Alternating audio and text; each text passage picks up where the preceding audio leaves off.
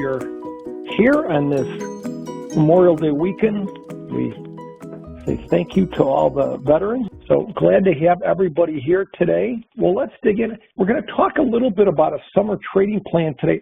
So that's what today is, more just try to be an encouragement.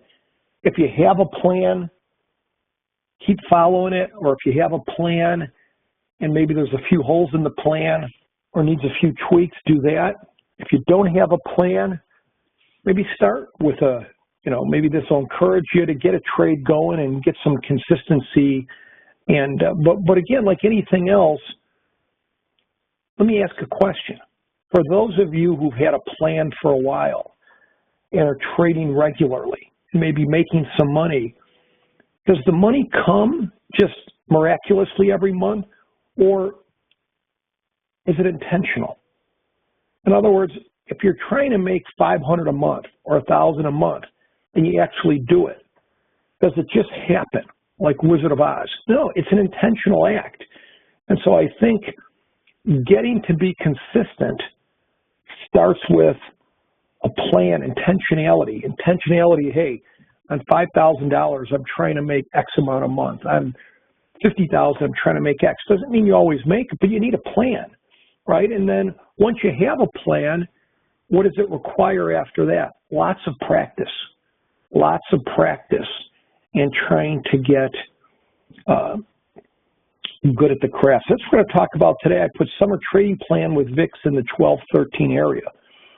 And that's going to talk. I'm just going to give a little vision of a plan. And again, just hopefully as an encouragement to evaluate your plan if you have one, or maybe tweak what you currently have. Take a look, even if you have a plan, take a look at it. Are you happy with it for the next 3-4 months? And if you don't, maybe give you some ideas. But as Robert says, really, our philosophy here at Sheridan Mentoring, if you put it in a nutshell, maybe 3 or 4 key points is, number one, we're really not directional, right? And I think that's important, because I think 99% of education out there, they doom themselves from the beginning, right? And you say, Dan, how is that?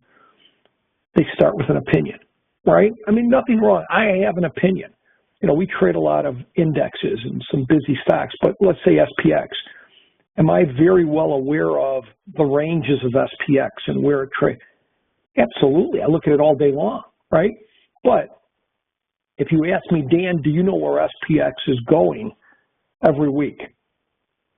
No. How many of you can honestly say, Dan, I'm pretty good at knowing where SPX is going every week, usually? How many of you can say, Dan, I'm pretty good at knowing where SPX or RUT is going every week? Maybe a few of you, but it's tough, right? So our philosophy at Sheridan Mentoring, number one, is we're making the assumption that we're not going to make a living based on my ability to pick direction, right? I could be right sometimes, just like anyone else. So kind of non-directional for the most part. Number two, the old jack of all trades. So number one would be more non-directional. Number two would be trade the same vehicle over and over again. The old jack of all trades, master of none. Trade a few vehicles over and over again. Like I'll trade basically SPX, RUT, and then 2 or 3 really active stocks I'll keep up on, right? Active, I should say the word liquid, right? Lots of options. So, like I look at, Apple, maybe Tesla, Amazon, a couple of those. But that's it, right? If I was watching 60 or 70 stocks, I don't think I could get really good at 60 or 70 stocks. So, number one, really non-directional overall. Number two, same vehicles over and over again. And then you say, why do we like SPX and RUT? Let me ask you guys, would you rather trade Gary says Tesla the Widowmaker. That's a great one. I've never heard that before. Tesla the Widowmaker. That's funny. TJ says, does RUT have as many weekly options as SPX? No. Let's start with kind of a quick look 30,000 feet up in the airplane view, how I look at maybe a complete options portfolio. And, whether your portfolio, whether you're newer and you're starting out with a paper trade portfolio, or maybe you're starting out with a portfolio of $4,000, or maybe you have a portfolio of $10,000 that you're allocating to trading options, or 20,000 or 50 or 100, whatever the number is. Think of it from a 30,000 feet up perspective. How do you want to divide that capital, right? And this is kind of where the plan starts. How do you want to divide that capital? And so the first part is, where do all these strategies fit in? Where do the types of things that any of you do on a weekly or monthly basis, where does it fit in? And let's start with the long portfolio. These are strategies where you're more neutral or bullish. And they've worked overall, except for the last 3 months. Would you agree, over the last 3-4 years, they've been like ATM machines? Put credit spreads, cash secured puts, covered rights, long diagonals, which are basically buying longer term in the money options instead of stock and then selling out of the money calls. And even these, what we'll call out of the money put, broken wing butterflies. Now, all of these strategies, except for this one, have no risk basically on the upside. So they're neutral to bullish. And how many do something, as far as if we looked at all your trades in your personal account, how many of you would say, hey, Dan, in the last 2-3 years, I've done one of these strategies you have in the long portfolio strategy? How many of you would say, Dan, in the last 2-3 years consistently, I've done something from the long portfolio strategy, something that is more neutral to bullish, does better on the upside, but over the last 3-4 years, it's been great because we've basically gone up except for the last 3 months. Put credit spreads, cash secured puts, covered rights, long diagonals, or these broken wing butterflies actually have risk on the upside, but usually the risk on the upside to the downside, you have, it's like a 4-to-1 ratio, 4 times more risk on the downside. So out of you guys, and I think it's important in a plan to have at least a strategy from this portfolio. Then the second one would be more income strategies that had some risk in both directions, like an iron condor, which is an out-of-the-money call credit spread and put credit spread. And you actually could do it for less margin than a put credit spread. Why? Because you're getting 2 credits instead of 1, but here you have risk in both sides. Butterflies, different butterflies than these, different butterflies that will have a little more risk in both directions. A strategy like the out-of-the-money put broken wing butterfly will have, minimum 4 times more risk on the downside. So it's just definitely a much more bullish strategy. Calendars, double diagonals. How many of you would say over the last year, Dan, I've done at least one strategy from the income? So they're all income. These are all income strategies, but they're a little different premises. These are more neutral to bullish. These are a little more non-directional, even though you can skew them a little bit. So some of you, Marvin, some of you, Herb, have done some income. And then, let's face it, our favorite part of the portfolio would be spec. And to me, so I think, generally what I do is maybe I'll have one strategy. I'll usually do one strategy from the long portfolio, and that strategy maybe will be 30 to 45 day duration. And then I'll do a couple of these strategies, income. And I might do a couple of these, maybe shorter terms, 7 to 15 days. But it's all different, right? Some people will do, maybe one strategy from here and maybe one from here. And some people may like a little further out duration. How many of you would say, I'm going to give you a choice, A and B. How many of you would say, Dan, I prefer these income type strategies 30 to 60 days out, A, or 7 to 15 days from expiration, B? So how many prefer longer term durations, A, 30 to 60 days out or more? Or Dan, I prefer B, shorter term duration, 7 to 15. So we get a mix here, A and B. Is there a right answer? There isn't, right? And that's where it comes in personally, what fits you better, right? I mean, I promote and teach a combination. You know, I still stick with this. For every $10,000, I might tell someone, you know, just as a general thought, put 70% in durations 30 to 60 days, put 30% of your capital in durations 7 to 15 days or something like that. So as far as that proper mix, it's more you, right? It can be based on how's your work schedule, do you have time, and different things like that. And then speculative strategies are, you know, they're just what they say. Whereas long portfolio, you're taking a neutral to bullish stance over the year, right? That's it, right? Income strategies, you're not. You're basically saying, and these strategies get positive theta, right? So these are more neutral to bullish.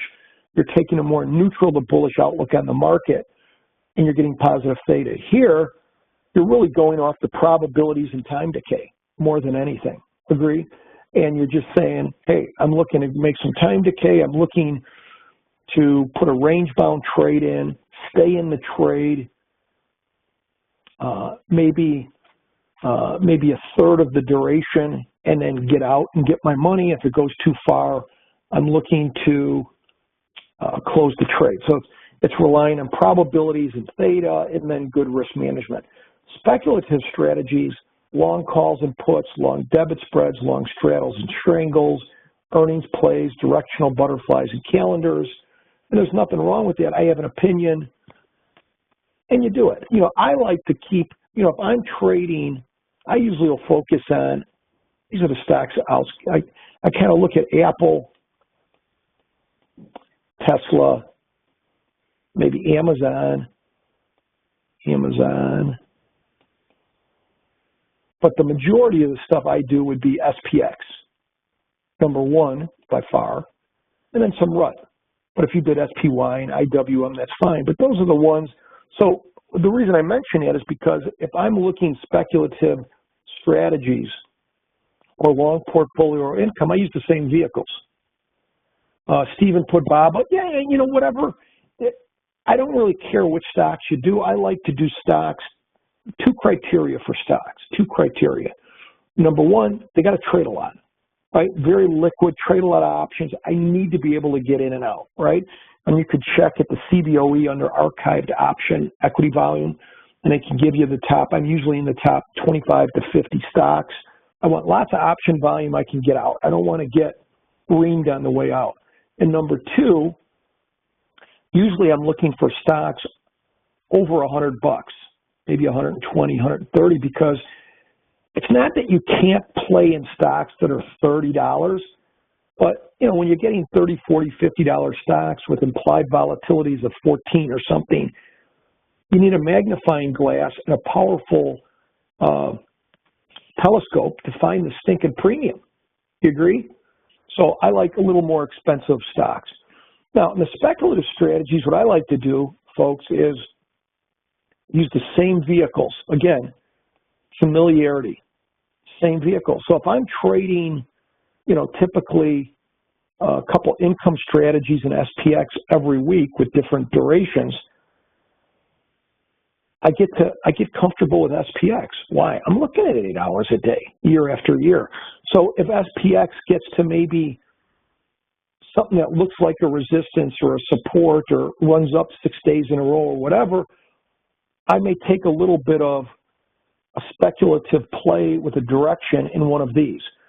So whereas the long portfolio and income, I'm putting on the same dollar amount of a strategy every week.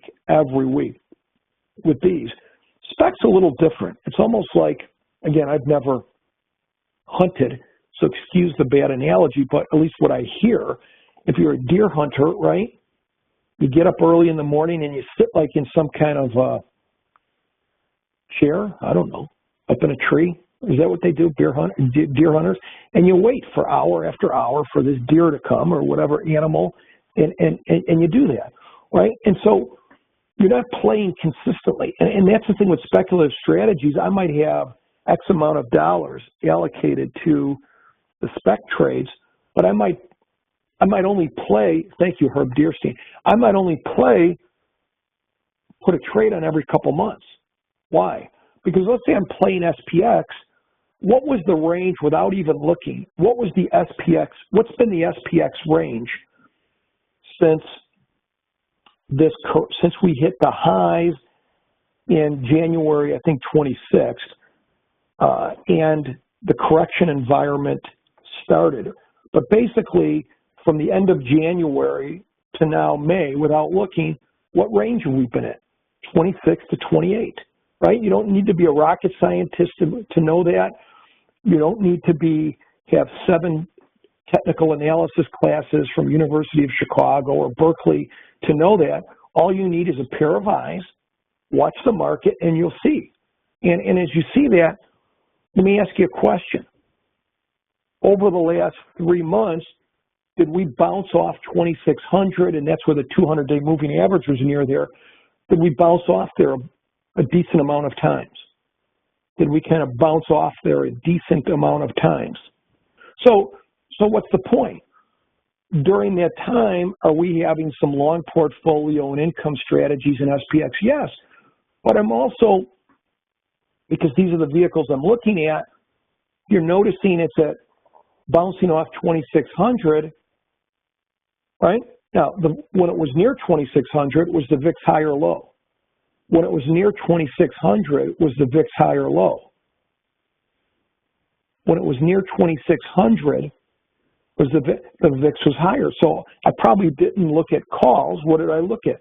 Maybe buying a debit spread or buying an out-of-the-money call directional butterfly, something that would give the volatility in my favor or not hurt me, and take a little bit of a long position. But these are the same vehicles I have income strategies on, but because I'm aware of the ranges, I may play the ranges a bit.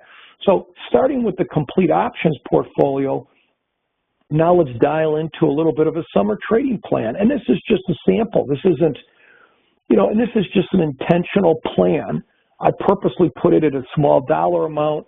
Let's say you're having a portfolio of 10,000. Again, TJ said, is plain puts or calls best for day trading? TJ, I used to day trade more when I was in the pit, but I think that's a tough route to go for a retail option trader. But in terms of our plain puts or calls best for day trading, I would make my decision if I did that. I would make it based on where's there more open interest, where's there more liquidity, calls or puts, if I was day trading. But generally, if you're trading near-term, near at-the-money options, calls or puts should be pretty liquid. All right, so here's a sample summer trading plan that I would give you something to look at. And again, I'm just using a small plan. Now, this isn't, and this could be like a beginner, so I'm not getting all into hot and heavy strategies. I'm using a combination of things. I do a lot of double calendars. I'm not using yet. I'm using single calendars here. That would be a bit easier to learn. But so here would be the plan. Tuesday, so every Tuesday out of a $10,000 plan, put on a $2,500 10-day Russell single calendar. So I have a plan. Every Tuesday I'm going to put on a 10-day Russell single calendar, and I'm going to give you an example. Right? I'm going to give you an example of this in a minute so you can see how many contracts would that be. How did Dan set it up? And the goal would be $400 a month, or 4% per week, 4 trades per month. Let me explain that. So if I'm looking, when I look at 10 or 15-day trades, so if I put a 10-day duration trade on every Tuesday or a 15-day duration trade every Thursday, 99% of the time, if I put this trade on Tuesday, by the time we get to the next Tuesday and I'm going to put this on again, I'm out of this.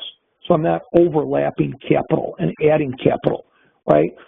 When you're getting in longer duration trades, 30 to 60, in most instances, you're not getting out in a week, right? I mean, on short volatility strategies, the last 3 weeks, you were able to get out of 30 to 50-day trades like a butterfly or an iron condor in a week. Why? Why do you think it was an exception over the last 2 months, 2 to 3 months, that if you had a 30 or 60-day butterfly or iron condor, you were able to get out of it sometimes in a week? Anybody know why? It was an exception. It was an exceptional 3 months. It was more the minority than the majority over the last 4 years. Anybody know why? Why were you able to get out of longer-term duration trades? Yeah, simply volatility, right? Something we haven't had in most of the last 3-4 years. The last 3-4 months with this correction environment, once the volatilities went up, we had the volatilities really coming down. And so people, and longer term duration butterflies and stuff, iron condors got out quick. So every Tuesday, I'm putting on a calendar in Russell at the money, and I'll show you an example of this. And by the time I go the next week, Tuesday, I've got this trade off, and I'm putting on another one. So basically with this 10,000, I'm not really going over 10 grand. So I'm getting 4 trades per month. The goal, right? You have to have a goal. It has to be intentional. And I think it's you know, when you get better at controlling your losers, for people who've been doing this, this isn't out of the question. Expecting about 4% weekly on this $2,500 trade. So 4% of 2,500 would be what? What's 4% of 2,500? So if you're putting on a $2,500 calendar every week, what's 4% of that? $100. And if you're doing 4 trades, every $2,500 trade you put on, you're trying to make a buck, $100. So if you buy a calendar at $8, try to sell it out at $9, you're looking to make $400 a month or 4% weekly, right? On your capital of, I'm sorry, I was wrong here. 246. Excuse me. I even went lower. I'm sorry. We're using a $7,500 portfolio for folk. I'm using 3 $2,500 trades. All right, so 2 short term and then 1 longer term. So on Wednesdays, I'm looking at putting a $2,500 35-day, and I'm going to call this a RUT, cash secured. I think I ended up doing this in SPX. I'm sorry. You'll see the examples. I basically use RUT once and SPX twice. RUT for the calendar, SPX for the cash secured put. I think I did. But 35-day cash secured put alternative for an IRA account. How many of you have IRA accounts? How many of you are trading in your retirement account? Many of you. Let me ask you, if you do like a covered right or your cash secured put in your retirement account, does it eat up a lot of capital? Yes or no? If you do a covered right or a cash secured put, does it eat up a lot of capital? Absolutely. So as an alternative to a covered right or a cash secured put in your retirement account, something that is much, much, much, much better yield-wise. I do like wider put credit spreads, and I'll show you an example of that. So basically what I'm saying is you'd sell a put, right? But instead of just leaving it naked there, buy a put further out of the money against it, right? And I'll show you an example of that. So again, when I'm doing a longer duration trade like a 35-day, my goal is less, $300 a month. And that's because it's based on 6%. I'm looking for a little more money on that, 6% of 2,500, which is $150. But when I have a longer duration, I'm not able to get it off every week, right? So I'm only probably able to a couple trades a month. What does that mean? If I put a 35-day trade on, it may take me about 14 days to get out of it, to get the yield on it. So you're not able to, you could say, well, Dan, I can put a 35-day trade on every week. Yeah, but you might have 3-4 overlapping trades, right? So I'm just looking in terms of, if I don't want to increase this capital and keep it about 7,500, right? It'd be about 2 trades a month. And then on Thursdays, a $2,500 15-day butterfly, right? So the intentionality of capital, the intentionality of what I'm doing, the intentionality, as you'll see with some examples, how many contracts. And so the monthly portfolio goal, you have to have a goal, and $7,500 would be $1,100 a month, which would be 14% for the month. And then over the 3-month, June, August, 3-month goal on 7,500 would be about 3,300 or 44%. Now, again, this plan is based on the current environment of where the VIX and SPX is and right in RVX. Now, let's be clear. Let's be totally clear. Do I think this is a reasonable plan for someone who's done these types of strategies maybe 20, 25 weeks in a row and is doing a decent job of keeping their losers under control? Yes. Do I think this is a decent plan for someone who doesn't know what they're doing or haven't done this? Of course not. Do I think it's a decent plan that someone who knows how to make fettuccine Alfredo could go to a 5th grade graduation and make fettuccine Alfredo for 50 people? Yes. Do I think if somebody who doesn't know how to make fettuccine Alfredo just looks at a book or a video, goes in and will be successful making fettuccine Alfredo for 50 people? No. So a little bit of common sense here. Now, I'll answer a few questions if you have any, and then we'll go into some, basically, I'll give you examples for each of these, okay? So what I'm going to do is just give you a little bit of 3 strategies. In other words, I'm going to give you an example and talk about this particular plan and 3 strategies. But again, remember, Dan used on his plan, right? Let's make it just a few quick little comments, and then we'll go over these examples. In this, I used 2 short-term duration trades and 1 longer term. I used a $7,500 number here. Could you, based on, most of you are doing something, right, that's in these strategies, could you do something different? Could you use 2 strategies from the long portfolio, 1 from spec? Whatever you use, you have a plan, right? So this isn't, you could use 2 longer term and 1 shorter term. I'm just giving you, do I ever adjust the weekly calendars? Yes, yes. Jeffrey says, you were talking about selling a put near term and buying a put further out. Okay, yeah, maybe that's it. But we'll go through an example. So before I go through the 3 examples, just in case with the holiday weekend, if anybody's got to go, I just want to let you know about 3 things that are coming up for us in the summer, just to keep you aware of. Next Friday and Saturday, we do our big Chicago event. Literally, it's about 95% filled, but I just thought it'd be worth for people if they didn't know about it, or maybe they want to come out. I think this would be seriously. I think it'd be as good a 2-day option event for the price you'll ever find. Really good. We have 13 different speakers. It's next Friday and Saturday in Chicago at the beautiful University of Chicago Gleacher Center downtown. If you're interested, we have a few seats. Here's some information. You can come to our website, and it's a terrific event. We've been doing it for 7 or 8 years, and it's next Friday and Saturday in Chicago. So if you're interested, we've probably got about 5 or 6 seats left, to be honest with you, but I just thought it'd be worth mentioning today in case maybe your schedule's free. And I would encourage you strongly. It'll be a very strong seminar, great speakers, people sharing what they're doing, tremendous for, I think the price is in the 400s to get this kind of quality. And that's next Thursday and Friday.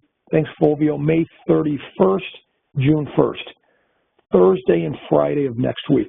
Now, if you can only come for 1 day, let us know. We could work something out with you. But that's that.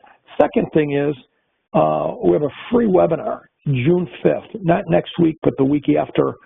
And what I'll be doing is taking a summer trading plan and trading it live in a class starting. Class will run 8 weeks every Tuesday and Thursday, June 19th to August 9th. For those maybe who don't have a plan or need or want to kind of go through with someone on a plan, I'll be making a plan and doing it completely live for 8 weeks with everything to, hopefully give you an encouragement, doing it with you. But the free webinar on what it will be like will be on June 5th, 2018. And the last thing, if any of you trade futures and futures options, we have a 2-week class by Mark Fenton.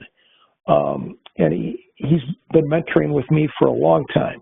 And he's very good with futures, and he'll be sharing, starting June 11th, the strategies and the vehicles he trades and that he likes and what he does with them. And that'll be starting June 11th. So that's just a little bit of what's coming up in Sheridan Mentoring. So let's go through some of these examples here. Len says, getting homesick, grew up in Chicago at Belmont and Cicero, and Len's now in San Jose. Len, I grew up in probably 4 blocks from you. Such a small world. I grew up in Chicago at Belmont and Austin. I don't know if that's 4 blocks, maybe more. Belmont and Austin area on the northwest side of Chicago, maybe a 20-minute bus ride down to Wrigley Field. And Len says, by Wright Junior College. Yes, Len, I went to Wright Junior College my first 2 years of college, and there was a slogan, you can't go wrong at Wright. How do you like that? I think I did. All right, so here's, I took these slides from yesterday, SPX 2721, 1-year price chart. And you can see during the year, let's really quick go through a synopsis of 2000 of the last year. So let's go on a journey with me for the last year. And what do you notice? I mean, you could start in February, but if you really started from February 2017 all the way to like middle of February, you know what you notice? Excuse me, let me just say this. From Feb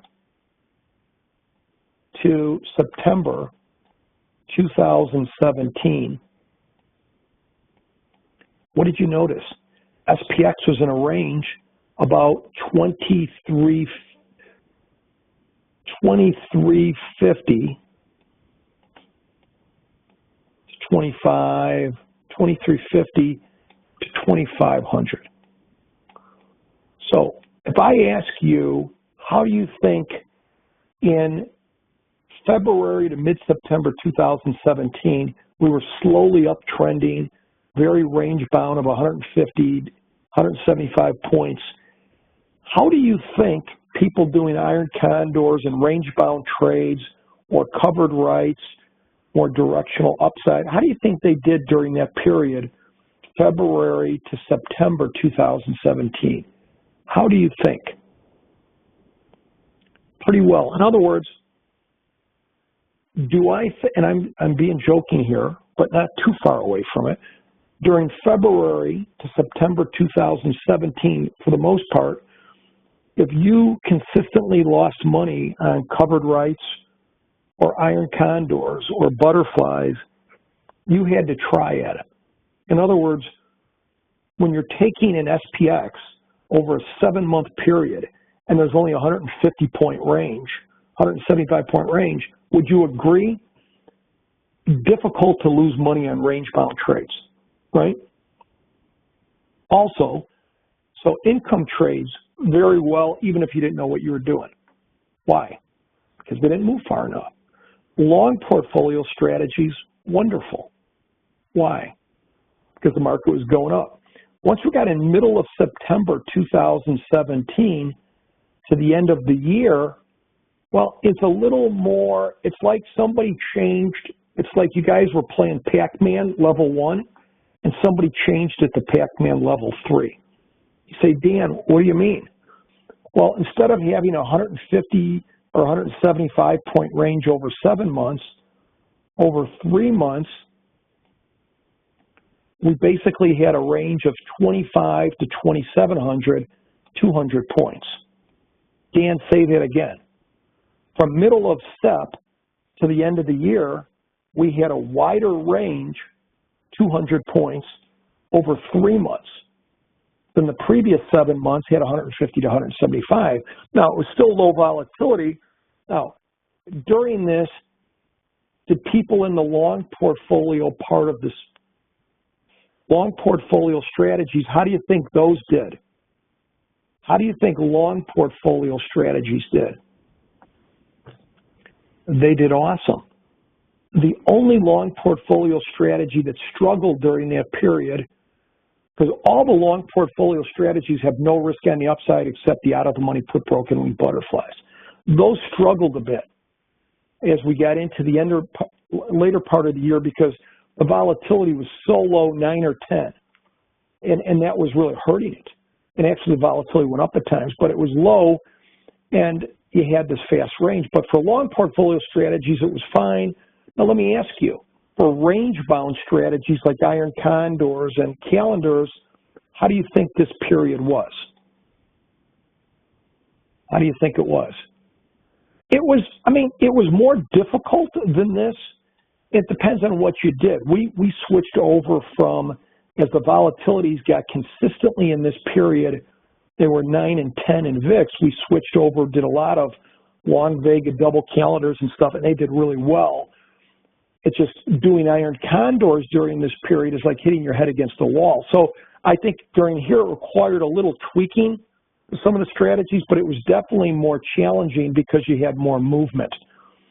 And then this is your, January. This was the first month of January, and then your correction environment, basically end of January to the current day, we've had basically a 2,600 to 2,800 in the SPX, and the VIX was 15 to 25.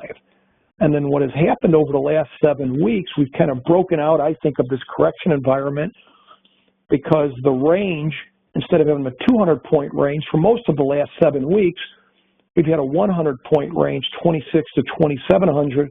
Then we finally started, and that started throwing the VIX down, and then we started moving up over 2,700, and now the VIX is more in the 12, 13 level. So we're still in this 26, 2,800, but because the range is tightened, less big red candles, the vols come down. So that's kind of where we're at. So now as we go into, again, you can see VIX is kind of coming down to more pre-correction environment volatilities, right? We're finally getting back to kind of where we were at times during most of 2017. So here's an example in our $7,500 portfolio of okay, if I'm going to allocate $2,500 to a calendar, right, that would be basically, I put a 10-day SPX. That would be, sorry, this would be 2. This would be 2 calendars. Dan, what are you doing? Remember we said 10 days. So I did this example yesterday. So yesterday would have been selling the June 4 expiration. That was close to 10 days. And then buying my long option about 2 weeks past that. And I'm doing it at the money at 27.20. We were 27.21 at the time. And so I used calls. You can use puts, no difference. I bought 10 June 18, 27.20 calls. And I'm sorry, I bought 2 June 18, 27.20 calls, sell 1 June 4, 27.20 calls. Each calendar cost $11.50 debit. So if I had $2,500 of allocation, I was able to do 2 calendars. 2 calendars used up about $2,300 of capital. The break-even points, expiration of break-even points on this 10-day calendar with the volatilities lower, I had about 17 points up and down. The lower break-even was about 27.03. The upper break-even was 27.37. And the goal on these trades, 10-day, if I put it on 10 days, I'm looking to be in it maybe 2 or 3 days at the most, right? And during the free summer trading plan webinar we'll be doing in a couple of weeks, and the class, I'll be talking about more. We'll be doing these and showing how we would have a 4-step risk management plan, which is how do we set it up, right? Step 1, how do we set it up?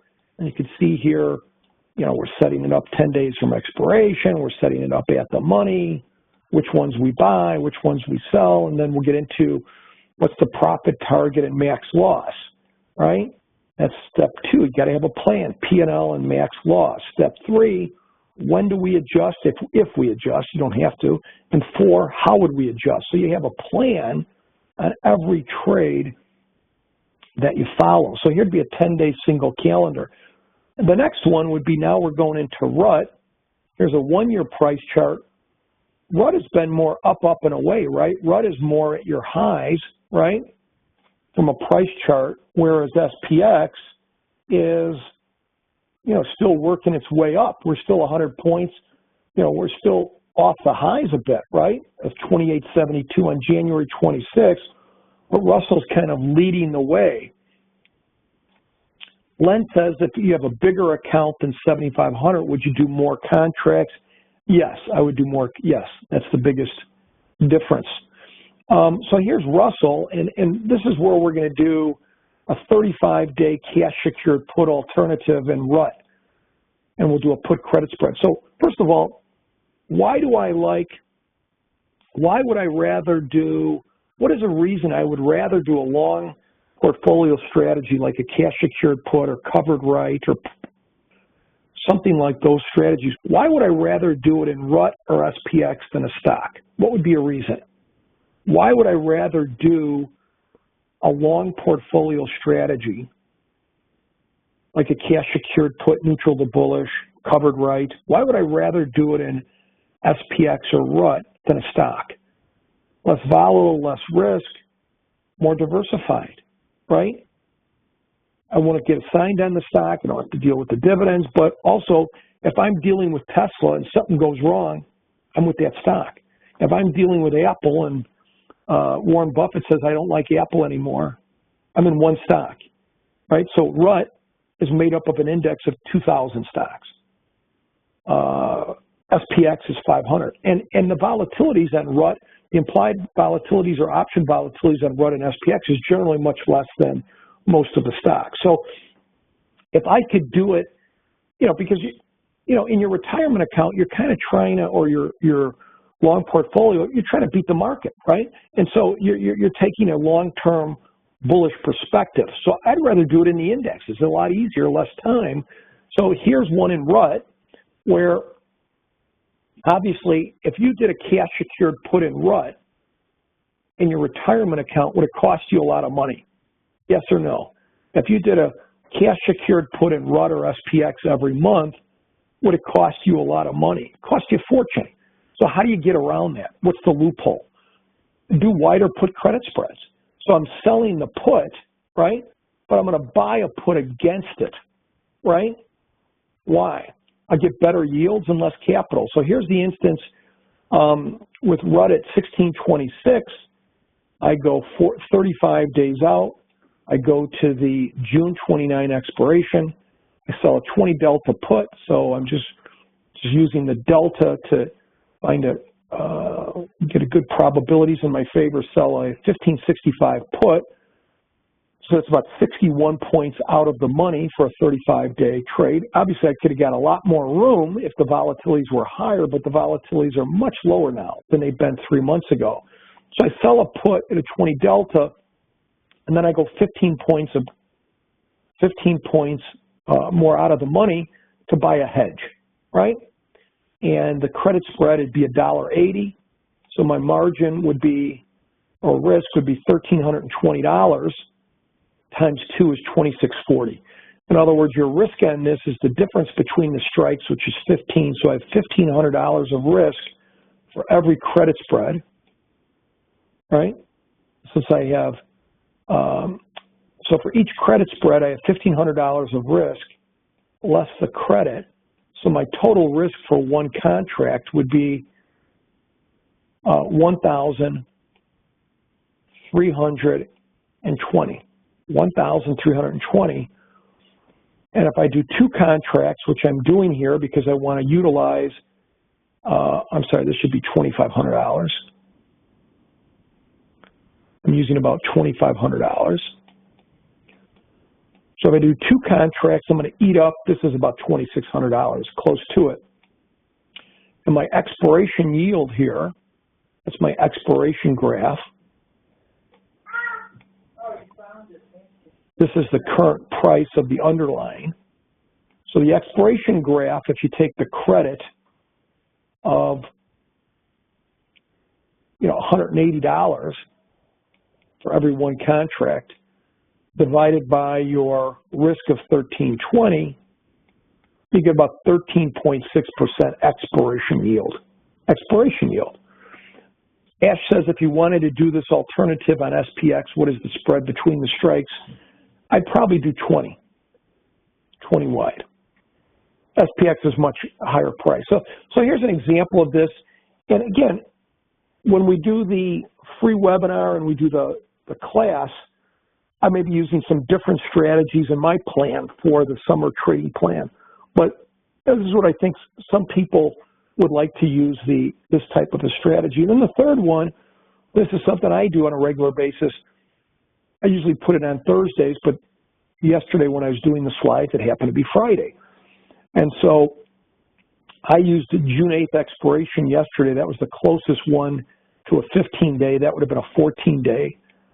Generally, when I do a 15-day, I put it on Thursday. But as of yesterday, the closest to a 15-day would be the June 8th.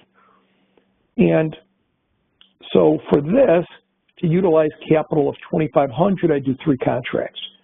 So what I do is I sell 6 at the money, June 8th, 2720s, closest strike at the money, right? At the money, 2720. At all calls, by the 2690s, 3 of them 30 points lower. And then on the upside, I buy my higher strike call 25 points up. So that'd be called an unbalanced or broken wing butterfly. And the only reason I do that is get the position deltas closer to 0. If I did this balanced, meaning 2690, 2720, so that's a 30 wide difference. If I went the upside to make it a balanced butterfly into 2750, my position deltas would be, instead of 1 delta short, maybe 4. And I try to keep my deltas within 2. So that's why I narrowed the upside and bought the 2745s instead of doing a balanced butterfly at 2750, and that gets my deltas under 2. And so these are the types of strategies that I would do in this plan consistently. So I just wanted to encourage you this weekend, think about a plan, come back, not next week, but the week after for the free webinar, and we'll kind of talk some more about the summer trading plan. And then I think the week after I will do a live 2-month summer trading plan. And for those who'd like to get involved with it, we should have a lot of fun doing that. Any of you who last minute want to come to Chicago, if you're near Chicago, love to have you next Friday and Saturday for the seminar. And again, Mark's future, for those of you interested in futures, we have that 2-week class coming up in a little over a week. So again, thanks to all you vets out there. Have a great holiday weekend. And I'll stay here, answer a few more questions. If you have any questions, you can email me, Dan@SheridanMentoring.com, and we'll have the recording here. A couple questions. Kurt says, when you use shorter duration trades, 10 or 15 days in your short position, is gamma risk a consideration at all? Absolutely. Yeah, and I'm looking at it, and that's part of why we try to get out of these trades pretty quick. We have really good theta on these short-term trades, so if I have a 10-day trade, probably try to get out of it in 3 days, 2 or 3 days, because that's in shorter-term trades, you have more price risk, which is measured by gamma. Absolutely. TJ says, is it feasible to day trade weekly credit spreads on SPY or SPX? I think it'll give you a couple of gray hairs. I think I've never done it. I think that'd be very difficult. If I was going to do that, I'd probably lengthen the duration maybe to a week or so might be a little easier, but I think it'd be tough on a daily basis. I'm not getting good at that. All right. Well, thanks, everybody. Have a good weekend, and we'll see you guys later. Thank you.